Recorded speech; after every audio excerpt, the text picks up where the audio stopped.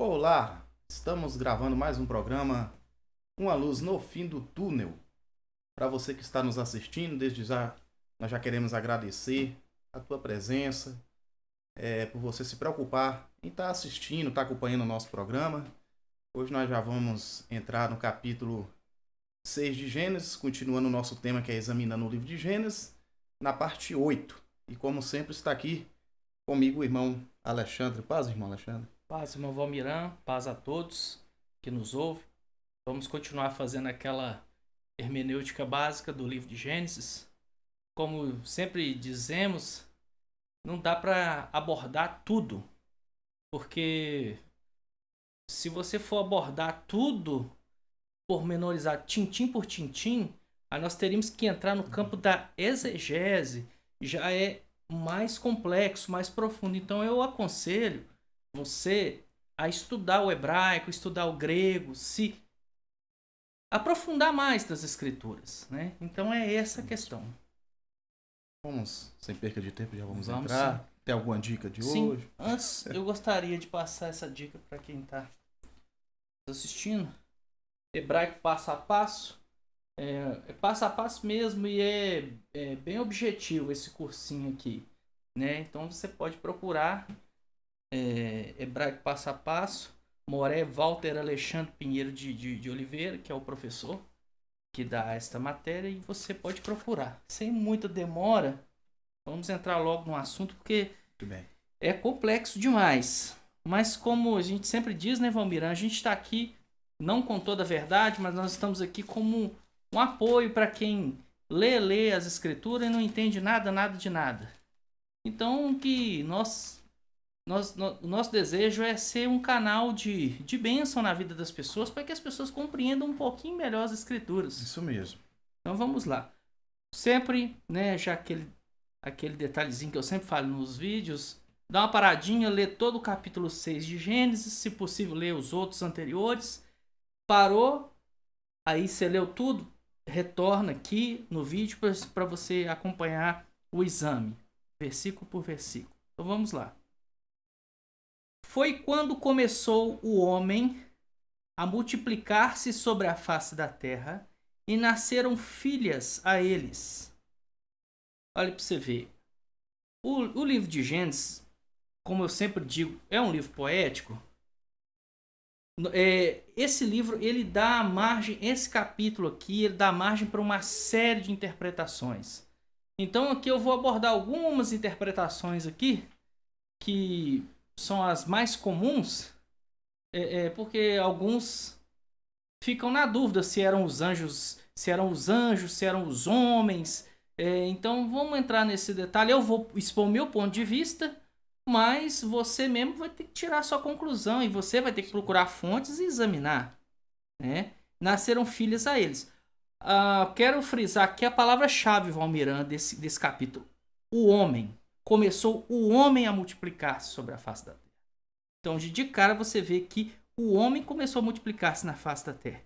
E viram os filhos dos senhores, né? Que as filhas dos homens eram formosas. Eu estou aqui com a Torá dos judeus. E tomaram para si mulheres de todas as que escolheram.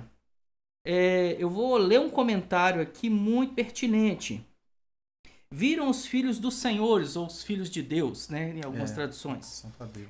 A palavra Elohim é singular quando se refere a Deus, Criador de tudo. Significa juízes em Êxodo 21:30, anjos em Salmo 82:6 e ídolos em Êxodo 23. Então a palavra Elohim, no original, ela tem várias conotações, vamos ver, não tem uma conotação só não. Então, quando está falando de filhos, dos filhos dos Ben Elohim, que são os filhos de Deus, ou os filhos dos senhores, nesse contexto aqui eu vou dar o meu ponto de vista, mas deixa eu continuar lendo aqui. Então, tem vários pontos de vista. Os filhos dos senhores e dos juízes, porque o termo Elohim implica sempre em julgamento. Também as versões em aramaico, de Orquelos e Jonathan ben Uziel trazem Ben Elohim como filho dos grandes. Então, na ótica dos judeus, vou continuar lendo aqui. Filhos do homem. Maimônides, quem está falando sou eu, não é Maimônides, está dizendo, comenta que era as filhas da população comum e das classes baixas que não tinham força para resistir seus superiores. A Torá, portanto, começa a narrativa da tragédia falando sobre a dominação dos fracos pelos poderosos. O resultado desses casamentos foi que a descendência de Sete foi seduzida pelas propostas da cultura depravada e sem fé em Deus. Sofreram condenação que destituiu a espécie humana. Eu prefiro essa interpretação. Existe a outra interpretação que os filhos de Deus são a descendência de Sete. Essa interpretação é que os filhos dos juízes, ou os filhos de Deus aqui, são os poderosos que habitavam naquela época. E eles seduziram as classes mais baixas, as pessoas de menos posse, e assim contaminou a prole, a posteridade. Existe também outra linha de interpretação que esses supostos anjos seriam, esses supostos filhos de Deus seriam os anjos que desceram do céu, se encarnaram. Essa ideia, Valmir, ela nasce muito tempo depois, principalmente com o advento do livro de Enoque, do século 3, 2 antes de Cristo. Então começa muito a ter essa ideia, porque como os primeiros livros não falam de tudo, para onde vai as pessoas após a morte, então fica-se aquela lacuna. Pô, onde é que vai? Para onde Abraão foi? Para onde Isaac foi? Então começa-se a conjecturar onde é que estão essas pessoas. Então aí é que surge esse conceito de que são os filhos de Deus aqui, são os anjos. Mas como eu li aqui no comentário aqui da própria Torá, os exegetas aqui explicam o seguinte, que Ben Elohim tem várias conotações na Bíblia, não é só uma conotação. Então, filhos de Deus aqui, neste aspecto aqui, segundo o comentarista, já disse anteriormente que eu corroboro com essa ideia de que os filhos de Deus aqui, os filhos dos senhores aqui, é a classe mais poderosa, que engrupiu, né, enganou a classe mais baixa, os menos favorecidos, e nisso aí permeou entre a população. Entre a população, né? Então quer dizer que não é nada de anjo descendo, que o negócio são homens mesmo, né? Segundo o que... Olha, porque eu parto, Valmiranda, aqui, ó. Começou o homem. Todo momento o texto vai falar o homem. Vamos continuar aqui. No 3. E disse o Eterno: não lutará comigo... eu li o 2. Viram os filhos dos senhores que as filhas dos homens eram formosas e tomaram para si mulheres de todas as que escolheram. E disse o Eterno: não lutará comigo o meu espírito, não lutará comigo o meu espírito por causa do homem para sempre, porque também ele é carne, e serão os seus dias 120 anos. Segundo esse texto aqui, o Eterno reduziu o tempo de vida dos primeiros habitantes. Então, as pessoas, né, principalmente os primeiros habitantes, conversavam entre si, e o filho perguntava para o pai: ô pai, por que as pessoas vivem só até 100 anos, 120 anos, 80 anos? Aí ele vai explicar, partindo do texto bíblico, isso. Não, porque o homem não soube aproveitar o tempo que ele tinha na terra, os homens viviam mais tempo, então os homens não soube aproveitar. Então Deus disse que não lutará, né? Como diz aí o texto aí. Então disse o Senhor: não contenderá o meu espírito para sempre com o homem. Não, eu não vou contender com o homem para sempre. Mas o tempo do homem vai ser 120 anos. Ou seja, eu não vou permitir que o homem viva eternamente. É mais ou menos por aí. Não vou permitir que o homem viva muito tempo sobre a terra. Isso aí. Então vamos lá. O meu espírito por causa do homem para sempre. Por causa do homem para sempre. porque também ele é carne, e serão os seus dias 120 anos. Os gigantes estavam na terra aqueles dias. E também depois, quando conheceram estes filhos dos senhores, as filhas dos homens, e lhes deram filhos. Estes foram os valentes, que sempre houveram varões de renome. Então esses gigantes, metaforicamente falando, são os varões de renome daquela época. São os grandes homens daquela época. Então, é nesse aspecto aqui. Eu prefiro acreditar dessa forma. É mais coerente. Alguns creem que quando a Bíblia cita gigantes, aí acha que realmente está se tratando de estatura, de altura mesmo, literalmente. Pois é, eu não corroboro com esse princípio. Mas se você quiser acreditar, aí você é quem sabe. Então, esses homens aí que eram famosos nessa época, era em termos de renome, eram varões de renome. Um deles é Nimrod. Sim, lá na frente. Como diz lá, né? Como diz Nimrod, poderoso caçador diante do seu. Nós vimos anteriormente que Nimrod era caçador de animais, não. Segundo o contexto até judaico, é que ele era caçador de homens, ele era escravagista, né? Nesse Isso aspecto. mesmo. Nem se sabe se Nimrod existiu literalmente. Mas o fato é, Deus está querendo aplicar questões morais aqui para nós, né? E se quiséssemos até trazer para os dias de hoje, o poderoso sempre tentando ludibriar o menor e colocar cargas sobre os menos favorecidos. Isso mesmo. Né? Então vamos continuar. Então esses gigantes, eles são varões de renome, gigantes na estatura de serem conhecidos. E quem está falando isso aqui não sou eu, não. A própria Torá dos Hebreus aqui, o rodapé aqui, corrobora para isso, tá? Então vamos lá. 5. E o Eterno viu que era grande a maldade do homem. Não está falando que é a maldade dos anjos ou de os seres espirituais. Está dizendo que é a maldade do homem na terra. E que todo o impulso do pensamento de seu coração quem, Valmiran? Do coração do homem. Né? Do seu coração era exclusivamente mal todo o dia. Então, segundo o texto, a narrativa poética de Gênesis capítulo 6, foi por isso que Deus trouxe o dilúvio. Porque o homem era mau continuamente. As suas atitudes eram más. Então, Deus, por intermédio do dilúvio, traz juízo sobre o mundo antigo. Que, inclusive, no Novo Testamento, várias vezes é citado, né, esse texto em vários momentos. Vamos lá. Arrependeu-se o Eterno de ter feito o homem na terra, e pesou-lhe em seu coração. Pai, tem um problema aí. Então, arrependeu-se o Eterno se arrepende.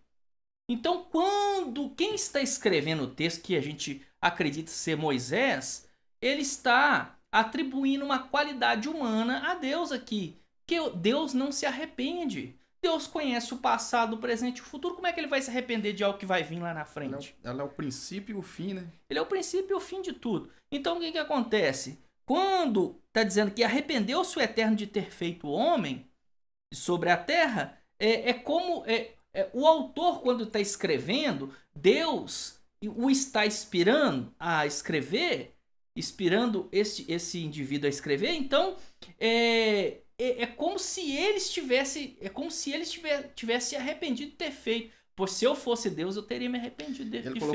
Ele colocou um sentimento humano em uma divindade. Exatamente, né? Ele atribuiu um sentimento humano, porque Deus não é homem. Deus não sente como ser humano. Não é homem para que imita e nem filho do homem para que se arrependa. Exatamente. E outra coisa, e pesou-lhe em seu coração. Aí Deus tem coração? Né? Então você vê que é uma figura totalmente antropomorfizada de Deus. É uma característica humana que o autor, inspirado pelo Espírito Santo a escrever, faz essa citação. Deus não tem coração, Deus é um ser espiritual, né? Então, mais uma questão aqui o Eterno, ele arrependeu-se de ter feito o homem. Então você vê que o contexto de Gênesis 6 está sempre, Valmira, apontando para o homem. E disse o Eterno: farei desaparecer o homem que criei de sobre a face da terra, desde o homem até o quadrúpede, até o réptil, até as aves do céu, porque me arrependi de os haver feito. Olha pra você ver como a narrativa é tão poética que você vai examinar que o homem que pecou, e isso ainda trouxe consequência até para os animais, né? Inclusive, é muito interessante. Detalhe, mais para frente nós vamos entrar aqui, né? E Noé achou graça aos olhos do Senhor. Então, segundo a narrativa, segundo o levita que está escrevendo o texto, Moisés achou graça aos olhos do Senhor. Noé, obrigado. Noé achou graça aos olhos do Eterno, né? E ele e sua família foram poupados. Estas são a geração de Noé. Noé foi um homem justo, perfeito nas suas gerações. Com Deus andou Noé. Peraí. Enoque andou com Deus e Deus arrebatou. Por que Deus não arrebatou Noé? Né? Uma incógnita, uma pergunta. Teoricamente deveria ter o mesmo fim. E ele, entre aspas, metaforicamente, ele foi arrebatado do juízo que viria sobre a terra. Por isso que Deus o guardou e guardou sua família. Existe uma grande questão de que se realmente foi literal a narrativa, se foi literal mesmo, se aconteceu o dilúvio mesmo. Agora, um fato é inegável, Valmira. Existem várias culturas no mundo que nada tem a ver com os hebreus e que citam situações muito parecidas. Similares, né? Muito similares. Inclusive a epopeia de Gilgamesh.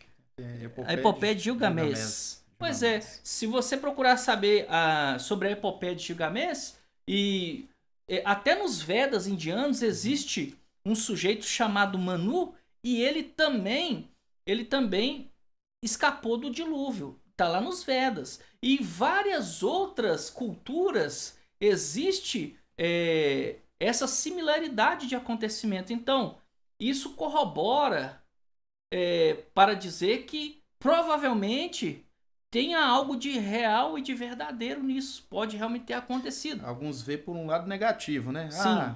Essa mesma narrativa que está em Gênesis tem narrativas similares em outras culturas. Sim. Mas é igual aquela questão daquele livro que nós conhecemos como o Fator Melquisedeque, né, que fala sobre a cultura, o testemunho de Deus nas culturas. Isso. E ele vem falando justamente sobre isso, sobre os rastros de Deus nas culturas, o rastro do evangelho, as raízes do evangelho nas culturas. Sim, a raiz do judaísmo, do evangelho na cultura pagã, inclusive nem semita, às vezes de outras nações que são de outra vertente e que Deus deixa, segundo esse livro, né, o Fator Melquisedeque, Deus deixa traços das suas verdades, marcas de suas verdades no homem, que aquilo ali não salva, mas aquilo ali é uma ponte de conexão para quando a verdade chega, ele consegue linkar, né? Já tem uma certa estrutura, né? Eu vou dar um exemplo. Suponhamos, né? Você vai pregar o evangelho para uma tribo sei lá, lá na África, por exemplo.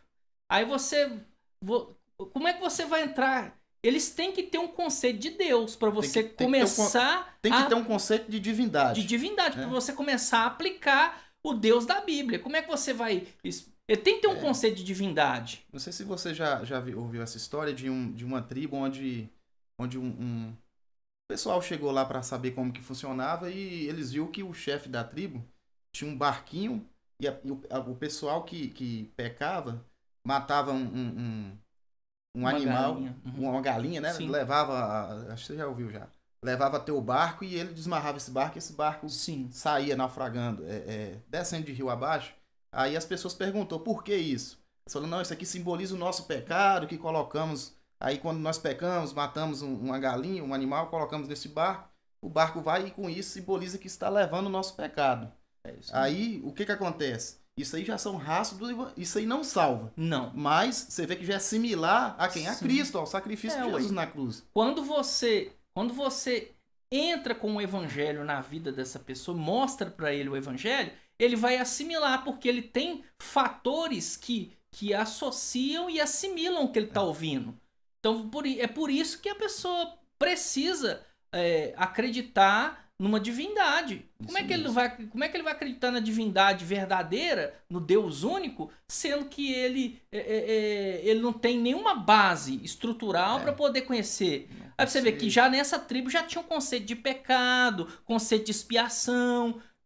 De onde é que eles tiraram? Isso aí é Deus apresentando o seu testemunho na humanidade. Inclusive é um bom livro também, o Fator Melquisedeque. Eu aprendi muita coisa com esse livro. O Testemunho de Deus através da história. Você pode ler, esse livro me ajudou muito, parece que ajudou muito o Valmirano também. É porque às vezes a pessoa chega numa questão dessa aqui, poxa, aconteceu isso aqui, lá na outra cultura aconteceu algo similar, então a Bíblia é mentirosa. Pelo então, contrário. Não é bem assim, não é? Pelo contrário.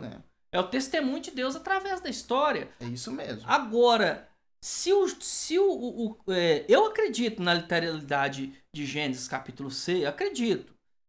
Ou pelo menos parte dela é literal. Agora, o fato é o seguinte, literal ou não, o mais importante é o que nós vamos extrair para as nossas vidas aqui. Isso mesmo. Isso é o que é mais importante, né? Inclusive até ramos do judaísmo nem acreditam que o livro de o Gênesis capítulo 6 é literal. Então, eu acredito, mas para mim o mais importante é o que está por detrás do texto, né? O que ele vai transmitir pra gente. Onde é que eu parei?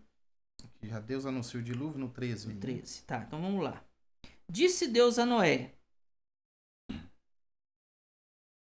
Não, acho que a gente não leu o 12. É o 12, para concluir. E Deus viu a terra, e eis que estava corrompida, porque tinha corrompido toda criatura, o seu caminho sobre a terra. E disse Deus a Noé: o fim de toda criatura vem perante mim. Olha pra você ver, que criaturas? Todas aquelas criaturas que Deus criou ali na terra. Né? Os animais, os homens.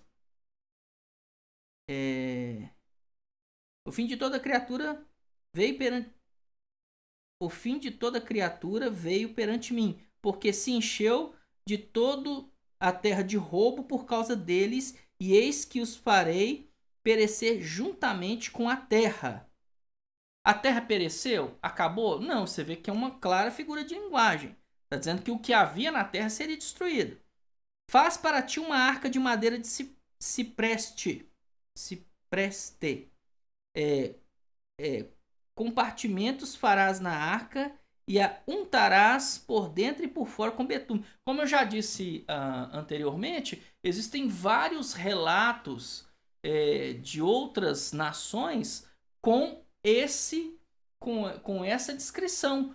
Às vezes o personagem muda a quantidade de pessoas, mas a cerne da mensagem é essa. Houve algo no passado, houve aparentemente um dilúvio global e Deus salvou ou resguardou uma gama da população.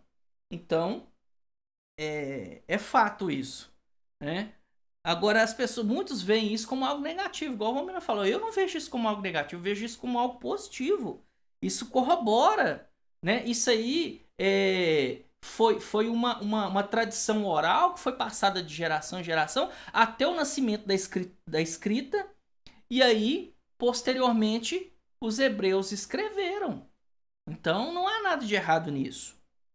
E assim é que farás 300 cúbitos o comprimento da arca, 50 cúbitos, a sua largura 30 cúbitos, a sua altura. Uma janela farás para a arca com um cúbito e terminarás em cima a porta da arca e seu lado a colocarás compartimentos térreos segundo e terceiro. Então era uma arca compartimentada, existiam compartimentos. Primeiro, segundo, terceiro compartimento. Então são até a medida, tudo isso aparentemente corrobora para apresentar uma narrativa, como disse, poética e talvez ao mesmo tempo com certo requinte de verdade. Com certeza. Eis que eu trago dilúvio de água sobre a terra, para fazer perecer a toda criatura em que haja espírito de vida. Debaixo do céu, tudo que houver na terra perecerá.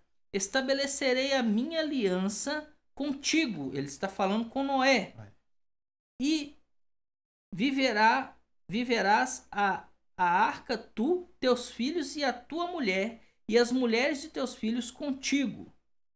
E de todo vivo, de toda criatura, de tudo trarás a arca para fazer viver contigo. Macho e fêmea serão. Então, né, você já conhece bem a história, né? De ave segundo a sua espécie, de quadrúpede segundo a sua espécie, de todo réptil da terra segundo a sua espécie, 2 de tudo virão a ti para fazer viver. E tu toma para ti de toda comida que é de comer e junta para ti, e será para ti e para eles para comer. E fez Noé segundo tudo que Deus lhe ordenou, e assim se fez. Então, a narrativa traz uma série de verdades